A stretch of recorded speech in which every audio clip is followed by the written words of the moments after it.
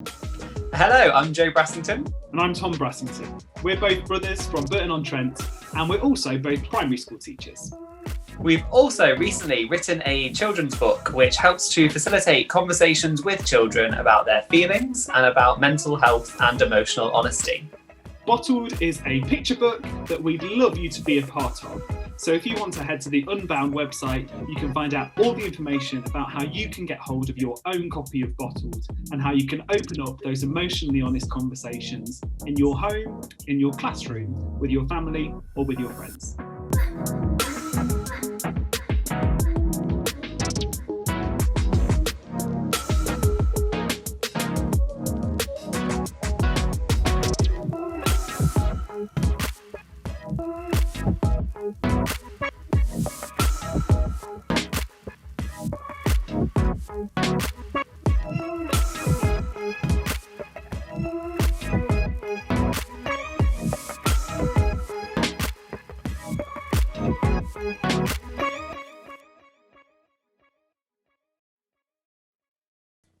Right, thanks for coming on, guys. Good to be here. How have you been getting through the lockdown then? How have you been keeping sane at the moment? It's really hard, isn't it? I think it's just so repetitive all the time. I'm certainly finding it difficult this time round, just kind of day in, day out, weekends kind of merging into weeks as well. But I guess routine is helpful. Trying to keep getting up at the same time, doing like going on a run, doing different things each day that keep a bit of a routine for me. Yeah. For me, it's all about the food. I think about the food, I make the food, I eat the food, I think about the food again. That's what's getting me through the days at the moment. Have you learnt any new cooking skills? Have you been making any dishes that you maybe didn't make before, or is it the same thing? You know what? Just keep it in the comfort zone. Yeah. Yeah, that's relatable. Okay, so you guys are obviously two brothers as well, same as us, but you're both primary school teachers. So we're just wondering, like, why teaching and why education? It's obviously something you're passionate about, but both of you? Yeah, I wanted to be a teacher pretty much all the way through school. I guess I had a bit of a dream of wanting to be an actor. I did music theatre at uni, so that was the big dream, to kind of go to the West End and do that. And then I realised that was always going to be just a dream, and so I had to. It's that thing in Nativity. Have you seen that movie when they say, if you can't act, then teach, and if you can't teach, then teach primary? For a while, I kind of just followed that routine. But to be honest, like, that does primary a disservice. It's a super job. I love it. Yeah. Our lives are so grossly paralleled, because I wanted to be an artist. So I went to uni, studied art. I was going to be an artist. And then whilst at university, I did a few placements in a primary school. And I thought, actually, this is a great time. Like, you just get paid to teach children new things and have a laugh with them. That sounds like a great time. And then Tom had trained the year before me. So I started my training as well, didn't I? So is there like a family sort of tradition in your family with a lot of teachers and stuff, or is it just you? Well, you know what? There isn't. But our sister is training as well, which we never would have predicted. So growing up, our sister kind of said it was her worst job. She would never want to do it. But then she's kind of changed her mind and she loves it now. Brilliant. And the weird thing is as well that none of us really know what our dad does as a job. So no idea.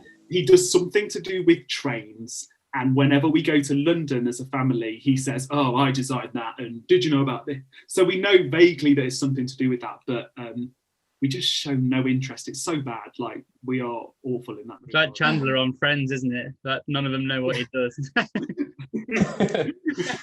You both mentioned that you're creative. Are you still finding time to do those things during lockdown? I keep writing bits and bobs of songs from time to time. I like music, so I keep doing that. That's keeping things ticking over, I guess, a little bit. Mm-hmm. I'm getting really back into it recently, making things, but not kind of things I've never done before. So I recently started making plant pots. Just ordered a load of clay and started making plant pots. Absolutely loving it. So we've briefly introduced your book, so Bottles. But let's hear it from you guys. Where did that idea originate from? And, you know, was it like a light bulb moment, both of you at the same time thinking of it, or did one of you introduce it to the other?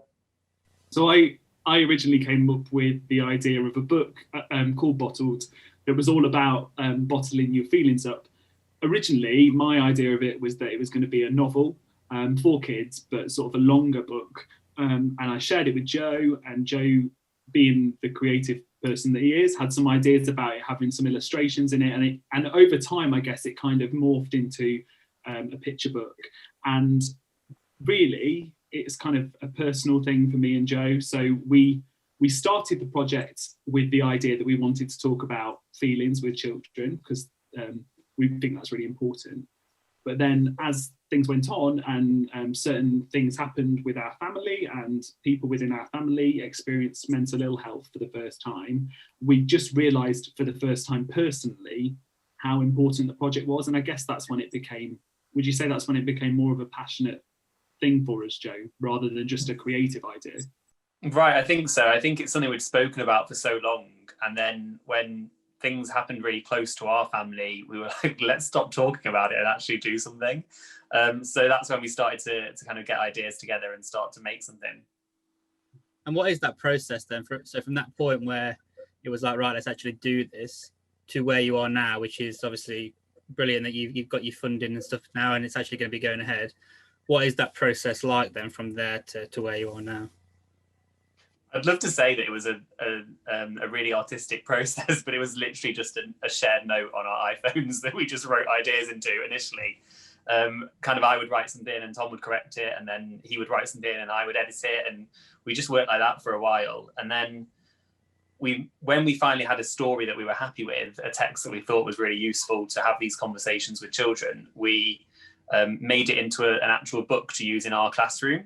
So I had this kind of really poorly drawn book that we read from in our classroom. And then I suppose it was sometime last year, early summer was it, where I tweeted some pictures of this book that we were using in our classrooms at school.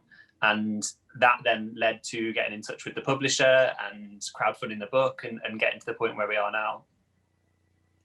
Amazing. So have you seen kind of firsthand, because you said you made a copy, have you seen firsthand the kind of positive effects that the book can have on children?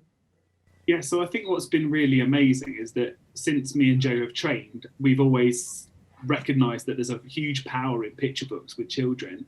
And Joe often says that they kind of build a bit of safe distance between the reader and the book, so that you can talk about yourself, but you're not really talking about yourself. And I think you can get that from all sorts of media. So film does it really well as well. You can relate to a character, but that's because they're not really you, and you can get a little bit deeper with that. But I think for us, we've found that if picture books are so valuable in the classroom, which we believe they are, then we wanted to kind of be a part of that and bring out something that was really important to do with emotions and feelings, and to share it with the children in our class. We found it to be a really powerful tool for opening up conversations with children. Definitely. That's exactly it. It's about opening those conversations. So the book itself, we're really proud of, and we do think it's really great. But actually the conversations that come out of that and how you extend that then to setting up a classroom where children talk about their feelings every day is more important than actually just the book by itself, I think. Yeah, I was going to say, so how do you see like the book being used? Do you think it being that every child would have one at home, or would it be an actual educational tool that's used in schools? I think for me, I see it as a bit of a mixture of both. So I think it has value in the classroom, especially if, as Joe said, if you can create a culture that's surrounded by the ethos of the book. But then I think it's also important for homes to be emotionally honest spaces as well. So I think families need to be talking about feelings. I think we saw firsthand when mental ill health came into our family, we saw firsthand just how little we had spoken about how we were feeling and the detrimental impact of that. And so I think it's important that I'd love it if our book allowed one family the opportunity for them to talk a little bit more honestly about their feelings. And that's kind of, for me, that's all it's about. It's about opening up those honest spaces. What is the current state of play which has led to you thinking that this is needed? So what's the current sort of curriculum, if you like, on mental health and stuff at the minute? So what started it for me and Tom was thinking about the future that we're preparing children for, and the fast-paced changes in our world mean that we don't really know what that future is going to look like. So the children that we teach, by the time they're in their mid-20s, we have no idea what knowledge they're going to need or skills they're going to need, or even what jobs will be available at that time. But there are some things that are certain, and one of those is that they will need to be able to recognize how they're feeling and to be able to navigate the emotional experience of their life and to be able to communicate with that to people. So it's about, we started, I suppose, thinking about how are we actually preparing children to navigate their emotions and to understand the feelings that they experience. And schools are doing that well at the moment, and there's lots of great work around mental health, particularly since we were at school. It's just improved and improved. Our hope is that our book just adds to that and offers a different type of conversation. Like you say, we've got that idea that we want these to be emotionally honest spaces in our schools, and hopefully our book will facilitate those. We're working with some other educators on like accompanying music projects and things like that, which will be really cool, and hopefully will allow for our book to just be part of the curriculum in schools. Yeah, it'd be nice for it to sit as part of like a wider thing. So if you think of like PE being, a physical health, half hour a week or whatever that is, it'd be nice to think that maybe at some point you'd have a similar amount of time dedicated to mental health, then your book would probably fit in there, wouldn't it? I think that one of the things that me and Tom talk about all the time is how this kind of work in schools needs to be in the school's culture as well as in their curriculum. So many schools are building it into their curriculum, which is great, and we didn't have that necessarily when we were in school, so that's brilliant. But actually, if you build it into your timetable and your curriculum, but you aren't embedding it in your school culture and in the conversations you have with children that you work with, you're kind of missing the point. So it's about prioritizing how you weave these kind of ideas and conversations into just the way that your school runs. So what's the next stage now then with the book? So we've seen all over Twitter and everything that you've reached the funding target. We will put in the description of this video ways you can still support the book. But what's the next step now then? Where are we at? So it's really exciting. So what's nice about it now for me and Joe is that we get to share it with people. So we're slowly sharing pockets of people who are kind of getting access to the book. So we've written what we think is a good book, and we've shared it with some friends that we trust, and they've given us some feedback, and we've changed bits and bobs. And now what happens is that then goes to Unbound, which are our publishing company. They then tell us what's good, what's not so good, and then we kind of go through that editing process, just like we do with kids at school. And then from that point, and when everything's finalised and Joe's done all of the illustrations, then what we do then is kind of publicise, reach out to people who might want to collaborate with us in the production of the book, and getting it out there for anybody to access. And then anybody who has pledged so far or does so before we get to that stage will get a copy, which is like, for me and Joe, that's kind of like the icing on the cake. We're so glad that that's where we're at, that we can promise everybody who pledges a copy of the book. So during the pandemic, I'm sure a lot of parents, their respect for anyone in your profession has rocketed, and the amount of patience you both have in particular. So we're just going to move across slightly to the teaching side of things. Now, I'm a bit cautious to ask this question, but just give us an idea of from your guys' perspective, the impact that this pandemic's had on your kind of day-to-day roles and how you think it's panned out so far. So I think that the pandemic has had a huge impact on a lot of things. And our job is made more difficult by the fact that we aren't in the classroom with the children every day, definitely. And there is an impact on the children as a result of the fact that they're not in the classroom with us every day. But I do think that it has shown just how resilient and brilliant children are. They just blow me away every time. I remember that little pocket of time just before Christmas when they were all back in school, and all of those worries that we had about lost learning and about their lack of social skills and concerns about their mental health and well-being as well. So many children had just coped so well and had just got back into the swing of things really, really well. That's not to say that there aren't going to be issues further down the line, or that there aren't issues currently as well for some people. But I do think that what I've noticed during this pandemic is just how privileged I am to be able to spend the time I do with those children in the classroom every day. Definitely. I completely agree. I think the resilience of children is astonishing and has amazed me and Tom over the last year. I think one of the difficult things when we think about the impact of the pandemic on teaching and schools and education is I don't think that people realise what's going on in school unless you're directly connected to a school. When we watch the news and we hear them talking about schools being closed, and that they aren't. Our schools are all open, and they've all been open the whole way through this pandemic. And I think that it's that line in the media about schools being closed that leads to that kind of idea of lazy teachers, which has also been spoken about a lot over the last year.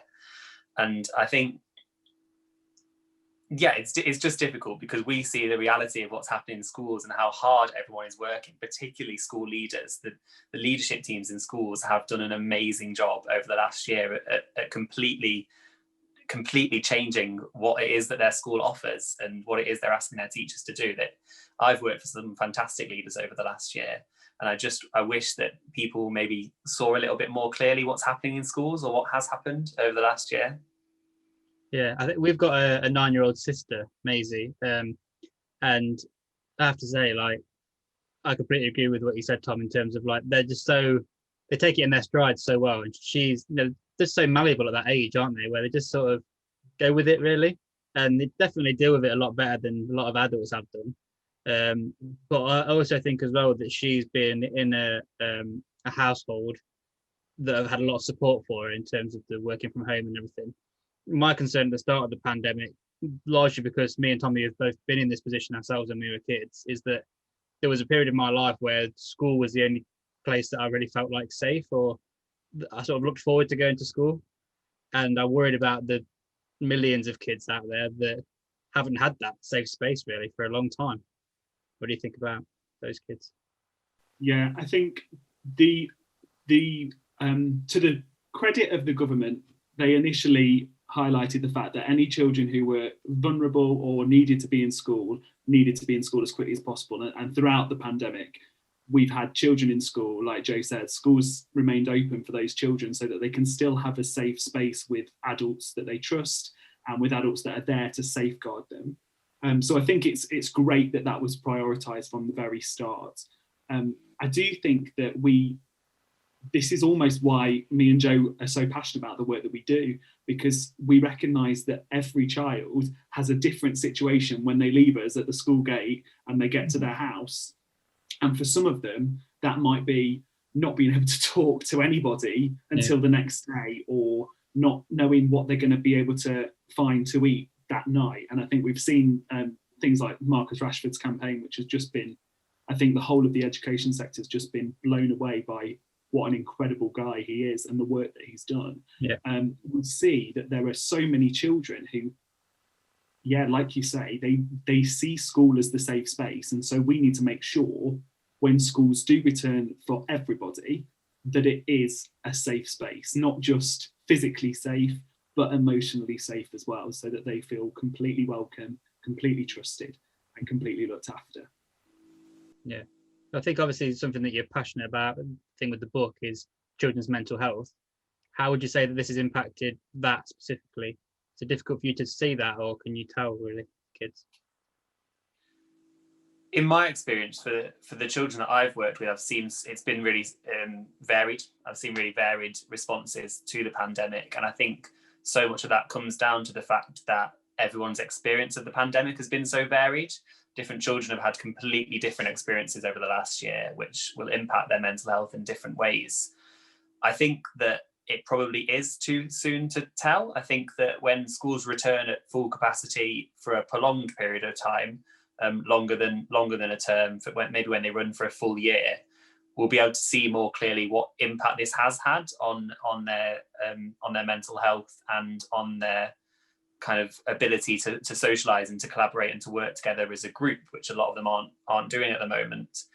I think that like Tom said, it's just a reminder that we need to get our schools ready for that, and to make sure that when the children do all return, schools open to full capacity for a full year, our schools are ready to try and to tackle any difficulties that do come as a result of what we've all experienced.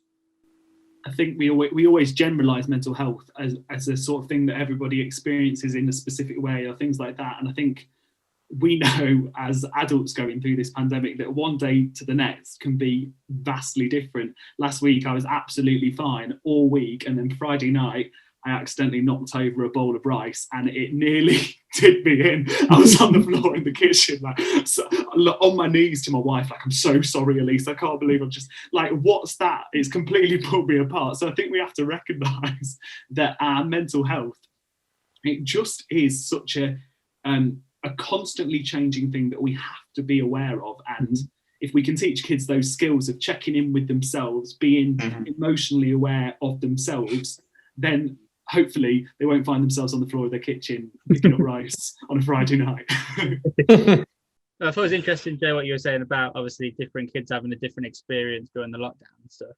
I think that's also comparable to, say, some people who've lost their jobs and others who haven't, you know, some carried on working and some haven't. And I think there's going to be probably one of the impacts coming out of this is probably bigger discrepancies, certainly financially, between people who've been able to carry on working and probably save more than they ever have, and people who haven't worked for 18 months. So it's probably going to split the population a bit bigger than it had been before. Within schools, do you think it's going to possibly split the kids between those who've had a reasonably good lockdown and good homeschooling, and then those kids who, I assume there's kids who've literally done nothing, you know, for big parts of the last 18 months?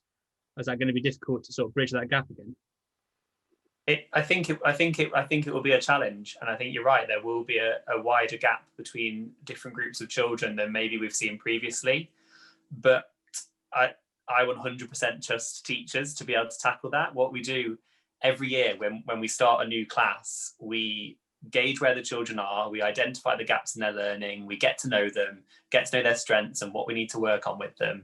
And then for a year, that's what we do. And it will be the same. The gaps might be a bit wider, and then it might be a little bit more challenging than normal. But I think I just 100% trust that teachers will be able to do that. I know when a challenge is presented to a teacher, they'll work twice as hard to make sure that the challenge is overcome for the child. And I think that's what they try to do. So I think that will be what will happen. The education sector will surprise again those people who think that they're lazy. Have you got any, like, you've had to give one piece of advice to parents out there who have been lumped again with the homeschooling or management of the homeschooling, just one piece of easy advice from a couple of teachers, what would it be? My advice would be, every hour that you do now is an hour closer to not having to teach your child again and letting us do it. And so you're absolutely smashing it at home, and we're an hour closer to us taking back over again. So don't worry too much, just keep on powering through. And I think as well, my advice would be just be honest. When I first started teaching, it was when a child asked a question or when we were looking at something that I didn't fully understand myself, I would feel embarrassed and maybe pretend that I did know what we were talking about. But actually, just be honest with your children. If you're not sure about something, then research it together, find out together, because really collaborative classrooms are the best kind. And that's a great opportunity for you to model to your child learning behaviours and the fact that we're all learning. I just wanted to briefly touch on your, is it a website, the Emotionally Honest Space, that one? Yeah. So we were looking at some of the blog posts on that. I think you've actually uploaded one today, as in the day we're recording, because next week, again, this was recorded on the 31st, so next week is Children's Mental Health Week. So did one of you maybe just want to briefly tell us, what that blog post's about? Yes, sure. So next week is Children's Mental Health Week, which is a great opportunity for schools to initiate conversations about mental health in their classrooms. I think that we have to be cautious that it isn't the only week that we have those conversations. So what Tom and I were trying to suggest in the blog that we put together were, here are some really small conversations that you can have this week in your class. And if you allow those conversations to then build into bigger conversations and to change the way that you work in your classroom, then actually those small conversations can have a really big impact on the children you work with. And that works for families as well. So at home, those conversations are just as important. We want to be working collaboratively from home and school. That's when children will really thrive emotionally. They'll be able to feel what they feel, whether they're at home or at school, and that's really important. Amazing. And how who do you kind of both write the blogs together? Because like mine and Robbie's relationship, for example, with the podcast, we both almost have our own roles, you know. So maybe I'll be a bit more free flowing, creative wise, but Robbie's really good at, like, you know, you're very specific, aren't you, Rob? And like, especially with the editing and everything, Robbie's very make sure there's no sloppiness and stuff. So do you have your own roles in all the projects that you approach?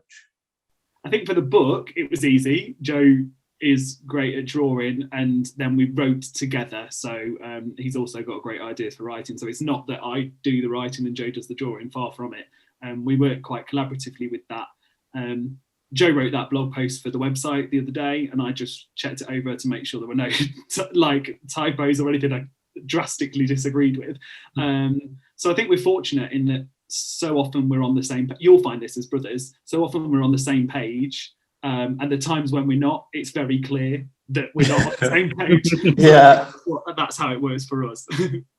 Do you find it interesting working together? Like, my question is, when you were kids, would you ever have envisaged working as closely together when you were adults? But how old is like kids? Because I think when we were like really young, so maybe like we've been really close like forever, really. But it was probably only really from sort of like late teens to now where we've been like best mates as well. So yeah, I think like it would probably be a dream of both of ours that we've spoken about like for a long time, to sort of work full-time jobs that is like with each other, you know, have our own business or whatever that is. So like this podcast is a really good way of sort of doing that, if you like, on the side at the minute.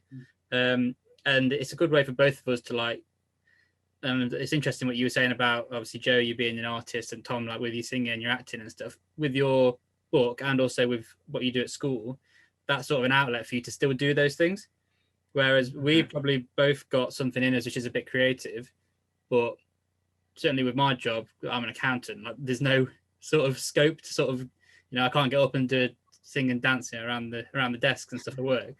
So I sort of need something as like a creative outlet. Yeah, I could, but I don't think it'd go down well.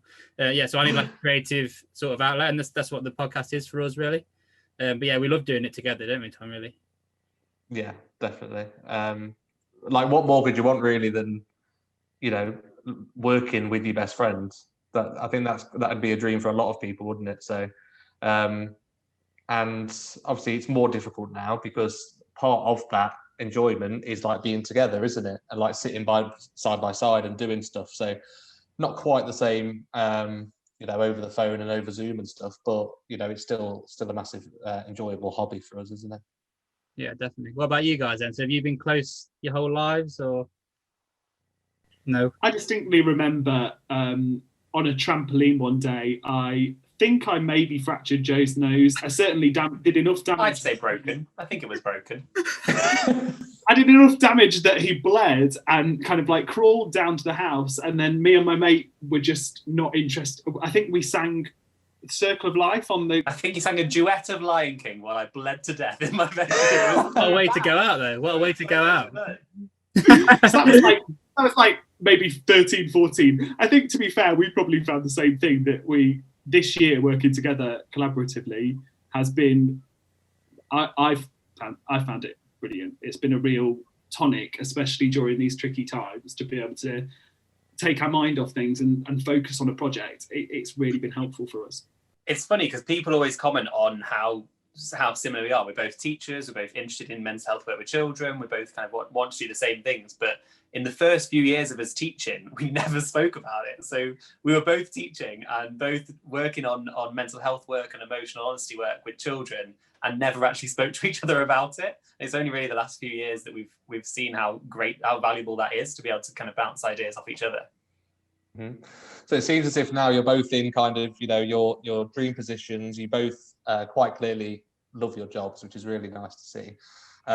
Do you have future ambitions to, climb the ladder in terms of the education side? Are you, happy where you are now? What does the future hold for the Brassington brothers? For me, I'm happy where I'm at. I trained to be a teacher, and that's what I like doing the most. There's definitely the scope to try some different things out and to develop some different skill sets within education. And I'm loving what we're doing with the book, and hope that there'll be some more collaborative projects between me and Joe in the future. But for me, the classroom's where it's at. I think that so many young teachers feel this kind of pressure to climb the ladder, but for me, I love teaching, and I want to do it for a long time. And if I'm going to be doing it for the whole of my career, that is a long time. So I'm in no rush. I really like my job at the moment. I like what I'm doing. Amazing. We should probably ask the question we ask every guest then, Tom, at the end, which is, if you could go back in time and give one piece of advice to the 18-year-old version of yourself, what would it be?